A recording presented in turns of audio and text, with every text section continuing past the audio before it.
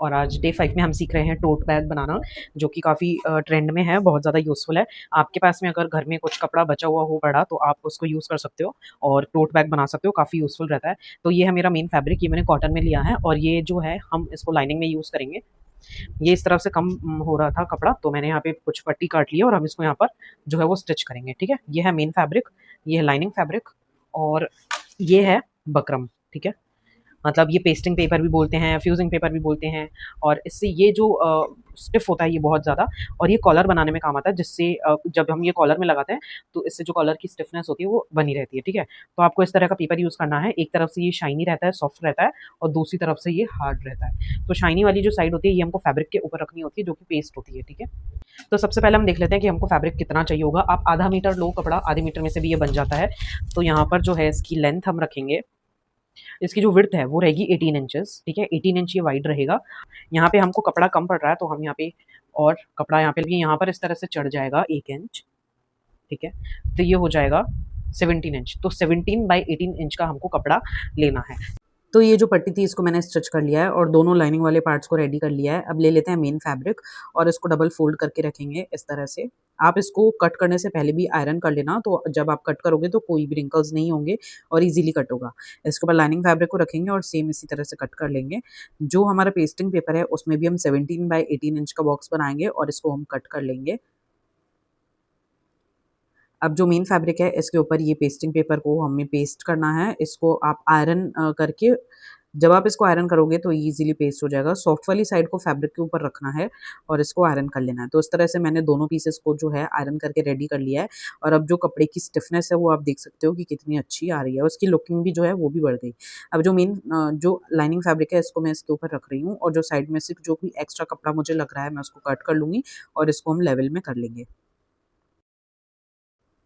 जो साइड में से पट्टी बच रही थी मेन फैब्रिक की और ये पेस्टिंग पेपर की, इसको भी मैंने ले लिया है। अगर आपकी नहीं बच रही है तो आप ये 2-2 इंच जो है वो वाइड ले सकते हो और लेंथ में आप 18 इंचेस 19 इंचेस तक ले सकते हो, ठीक है।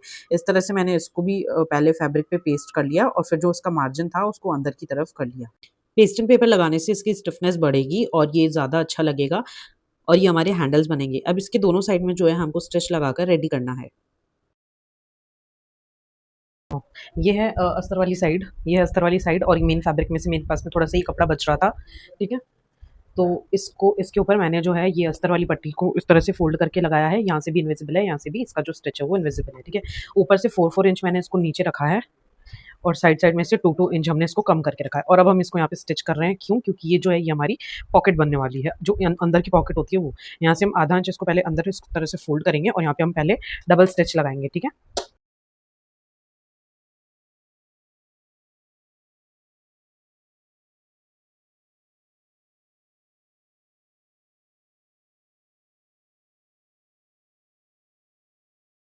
ठीक है, आप चाहो तो ये मेन फैब्रिक जो है यहाँ पे ये हो गया है। अब आप चाहो तो उसको ऐसे ओपन भी रख सकते हो, बट मैं जो यहाँ पर स्टिच लगाकर 2 पॉकेट्स बनाने वाली हूँ, ठीक है।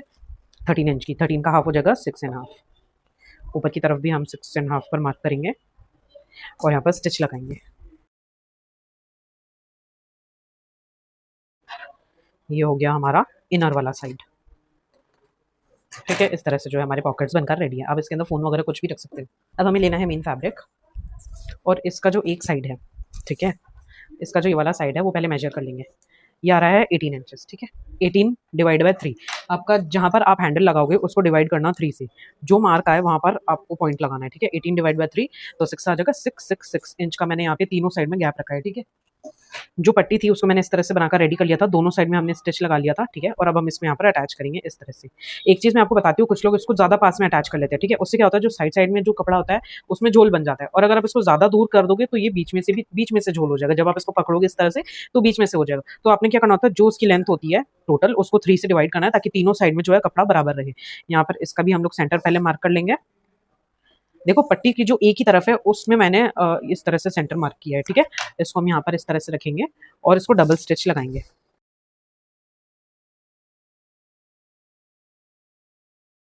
थ्रेड को कट कर लेंगे। जो हमने यहाँ पे पार्ट लाइनिंग वाला बना के रेडी किया था उसको हम इस पर इस तरह से रखेंगे। देखो इन दोनों को मैंने अंदर की तरफ इस तरह से रखा है, ठीक है। और अब हम इसको यहाँ पर रखकर 1/2 इंच का मार्जिन लेते हुए इसको स्टिच करेंगे।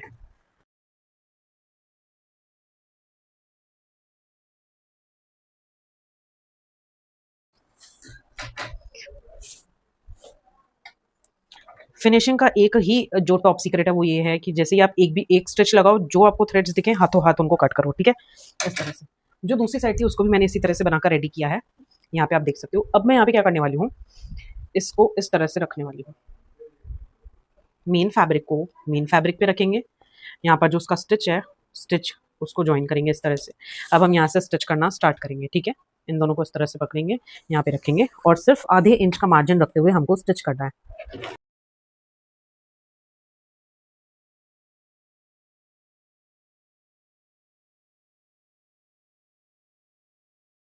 जैसे हमने एक साइड कर लिया, दूसरी साइड भी हम इसी तरह से स्टिच कर लिया।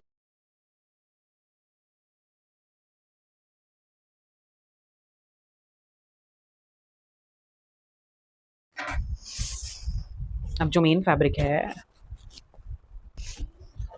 तो यहाँ पर जो है ये पट्टी थोड़ी सी जो ऊपर दिख रही है, आप चाहो तो उसको ऐसे भी यूज़ कर सकते हो, ठीक है, बट मैं ये हाइड करने वाली हूँ। तो हम मार्जिन वाली जो साइड है वो इस तरफ कर लेंगे। हैंगर्स को पहले बाहर निकाल लेते हैं, जो हैंडल्स हैं उनको बाहर निकाल लेते हैं इस तरह से, ठीक है। और अब आप इनके ऊपर एक टॉप स्टिच लगा सकते हो।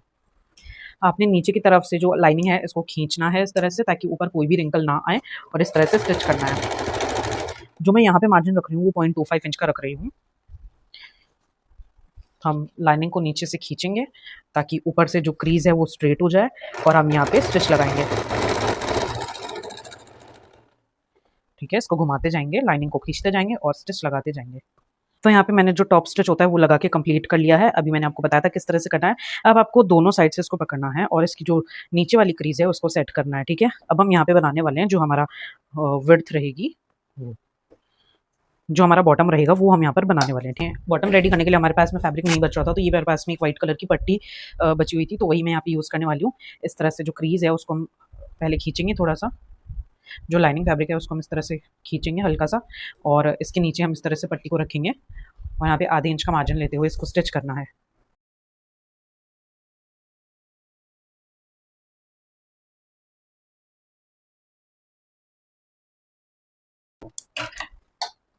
अगर आपको ये थोड़ा ज़्यादा लग रहा है तो आप इसको कट कर लो यहाँ से।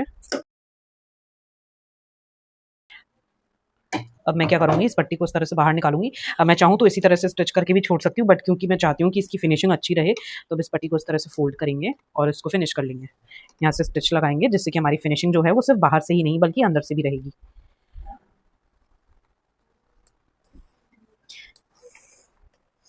कटिंग और स्टिचिंग तो लोग सीख जाते हैं, बट जो फिनिशिंग करना होता है लोग वो नहीं सीख पाते हैं। तो अगर आप आपके काम में यूनिकनेस लाना चाहते हो तो आप फिनिशिंग पर ज़्यादा ध्यान दो, ठीक है।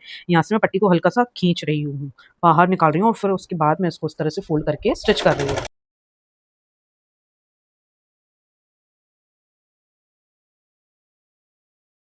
तो हो गया सिंपल बैग, ठीक है, कि दो स्क्वायर पीसेस हैं उनको हमने फिनिशिंग के साथ में जोड़ लिया और इस तरह से ये बैग बन गया है ना।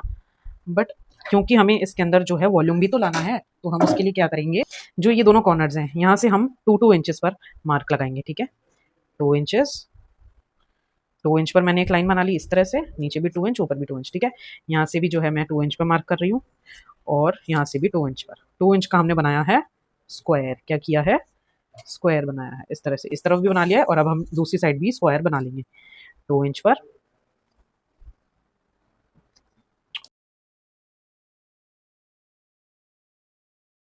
इस बैक को इस तरह से खोलना है और इन दोनों पॉइंट्स को मिलाना है। अब यहाँ की भी स्टिचिंग जो है वो फिनिशिंग के साथ में रहे, इसके लिए क्या करेंगे, जो मेरे पास में एक पट्टी बची हुई थी इसको कट करेंगे, इसको रखेंगे हम यहाँ पर इस तरह से सीधा, राइट साइड ऊपर की तरफ है। हम इस बैक को इस तरह से ओपन करेंगे, जो सेंटर वाली लाइन थी उसके ऊपर हम मार्जिन से मार्जिन को इस तरह से ज्वाइन कर रहे हैं, ठीक है। अब इसको हम इसके ऊपर रखेंगे इस तरह से और स्टिच लगाएंगे,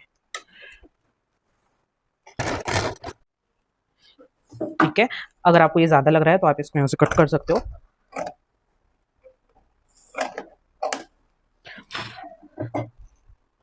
और फिर इस पट्टी को ऊपर करके इस तरह से फोल्ड कर लो, ठीक है। यहाँ पे स्टिच लगाएंगे,